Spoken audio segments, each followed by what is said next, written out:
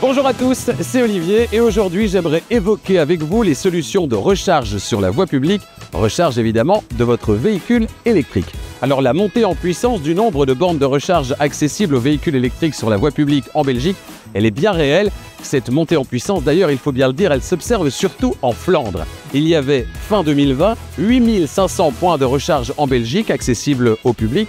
Ils sont aujourd'hui plus de 35 000, dont environ 1000 points de recharge super accélérés, dits superchargeurs. Parce qu'il faut distinguer deux types de recharge. La recharge sur le courant alternatif, la recharge lente, qui va prendre environ pour une recharge complète 6 heures, suivant les spécifications des différents véhicules.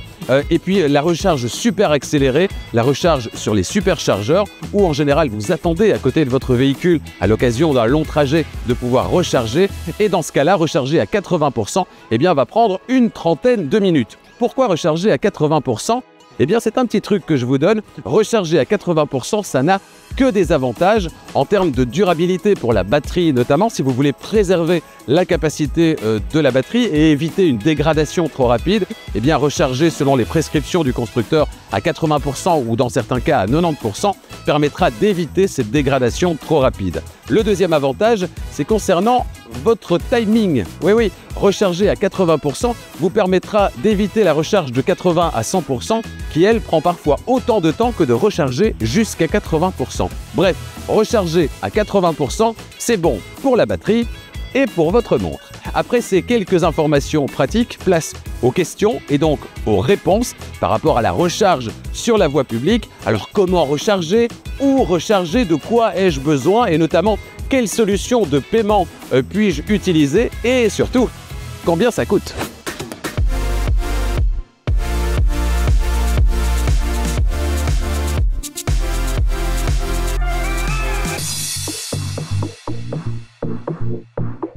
Commençons par le début, c'est-à-dire de quoi avez-vous besoin pour recharger sur la voie publique et comment recharger? L'élément principal, je le tiens dans ma main, il s'agit du badge de recharge ou de la carte de recharge qui va vous permettre de démarrer et d'arrêter chaque session de recharge, également d'enregistrer vos différentes sessions de recharge, ce qui aura un intérêt ultérieurement.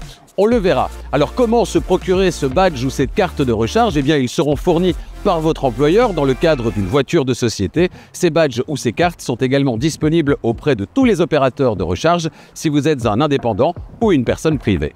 Tiens, et que se passe-t-il si une personne mal intentionnée vient à débrancher le câble de recharge de votre voiture alors que vous n'êtes pas à proximité de la voiture et que donc vous n'allez pas le remarquer? Rassurez-vous, tout cela est totalement impossible parce que quand la voiture est verrouillée, la trappe de recharge, elle est aussi impossible de débrancher. Vous seul, grâce à ce petit badge, gardez la main sur votre session de recharge.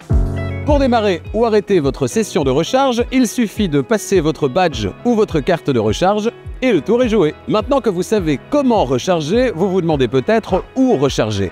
Avec votre carte ou votre badge de recharge, vous allez recharger auprès des principaux fournisseurs tels que Allego, Fastned ou encore Ionity, pour ne citer qu'eux. Et pour savoir où se trouvent les points de recharge en Belgique mais également en Europe, je vous invite à utiliser votre smartphone et les applications New Mobile Charging ou encore Easy Charging de Luminus, ces applications qui recensent l'ensemble des points de recharge disponibles. Pour le paiement, différentes options s'offrent à vous. La plus courante et la plus facile est d'utiliser la carte ou le badge de recharge.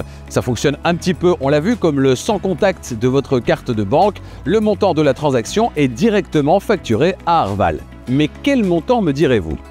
La plupart des bornes de recharge factureront au kilowattheure. Alors en fonction des formules éventuelles d'abonnement auxquelles vous allez souscrire, en fonction des opérateurs également, le tarif va varier. Mais pour vous donner une petite idée, la recharge la plus chère, c'est la recharge super accélérée et on sera sur une moyenne de 60 centimes par kilowattheure. Évidemment, plus la batterie est grosse et de grande capacité, plus évidemment la session de recharge vous coûtera, mais forcément le prix au kilowattheure, lui, restera toujours le même. Un petit conseil, sur certains chargeurs, lorsque la voiture est complètement chargée, vous devez la débrancher et déplacer votre véhicule. En cas d'occupation de ce chargeur branché alors que la voiture ne charge plus, des frais peuvent être facturés. Deux questions reviennent régulièrement. La première, est-il possible de réserver une place à une station de recharge? Et la deuxième, est-il possible d'utiliser les superchargeurs Tesla alors que je dispose d'un véhicule d'une autre marque? Eh bien la réponse à la première question, c'est non. Il n'est pas possible de réserver une place à une station de recharge. Mais petit conseil, des applications là aussi peuvent vous aider et vous permettront de savoir si là où vous vous rendez, eh bien des chargeurs sont disponibles, combien sont disponibles, est-ce que des personnes sont en train de recharger. Bref, vous saurez tout avant même d'y arriver. Pratique, n'est-ce pas? Et concernant l'utilisation des superchargeurs Tesla, une solution existe, elle passe par l'application Tesla. Vous vous créez un compte et vous pouvez recharger très facilement au superchargeur de la marque américaine. Simplement, il n'est pas possible de recharger sur un superchargeur Tesla avec le badge de votre opérateur traditionnel, le réseau de Tesla étant un réseau particulièrement fermé.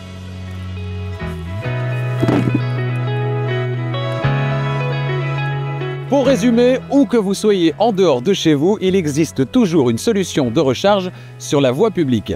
Pensez simplement à planifier votre itinéraire lors des longs trajets, pensez à utiliser les applications qui vous diront où et quand recharger sur votre trajet, particulièrement sur les longs trajets, et puis renseignez-vous auprès de votre employeur sur les solutions de recharge sur votre lieu de travail. Par exemple, ici chez Arval, eh bien, il y a une Charging Forest qui comporte pas moins de 100 points de recharge. Sympa. Voilà, j'espère que cette vidéo vous a été utile pour comprendre comment recharger sur la voie publique. Vous avez donc toutes les cartes en main maintenant pour passer à l'électrique en toute tranquillité. D'autres questions peut-être, notamment comment installer une borne de recharge chez moi? Eh bien, je vous donne rendez-vous le 30 juin pour répondre à cette question. En attendant, n'hésitez pas à liker, partager cette vidéo et puis n'hésitez pas à vous abonner également à la chaîne YouTube d'Arval.